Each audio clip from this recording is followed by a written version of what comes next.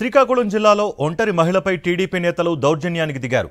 పోలీసుల సహకారంతో ఇంటి పునాదులను జేసీబీతో తొలగించారు. పోలాకి మండలం వనితా మండల గ్రామంలో ఈ ఘటన చోటు చేసుకుంది. తనకు చెందిన స్థలాన్ని టీడీపీ నేతలు కబ్జా చేయాలని చూస్తున్నారని బాధితురాలు ఆరోపించారు.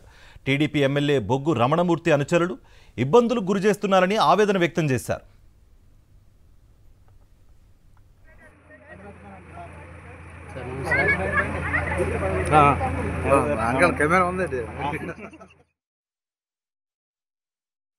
అలాగే పునాది కూడా కట్టాము అన్నం తిరిగిపోతుందనేసి పునాది కట్టిన తర్వాత వాళ్ళేమో టీడీపీ ప్రభుత్వం వచ్చిందనేసి వాళ్ళేమో రోడ్డు కావాలని మాకు ఇబ్బంది పెడుతున్నారండి. గోడ గట్టు కొట్టేసి మాకు ఈ తెలుగుదేశం పార్టీ వచ్చిందని వాళ్ళేమో మాకు ఇబ్బంది పెట్టేసి బొగ్గు రమణమూర్తి గారు చాలా ఇబ్బంది పెట్టారు. అయినా మేము గోడ కట్టుకున్నాము. తర్వాత వాళ్ళు వచ్చి ఇప్పుడు ఒక 50 మందిలాగా వచ్చి మా అమ్మ ఉదయం ఉంది, మాకు బంధువులు ఎవరు లేరని అందరూ బయటకు వెళ్ళిపోయారు. వాళ్ళందరూ బయటకు వెళ్ళారని తెలిసి వీళ్ళు ఫోన్ చేయించేసి మాకు వచ్చామో మా అమ్మ ఉంటే మా అమ్మకి జనంగా తోసి కొట్టేశారండి. కొట్టేసారు, సైడ్కి వేసారు పోలీసులు వీళ్ళందరూ.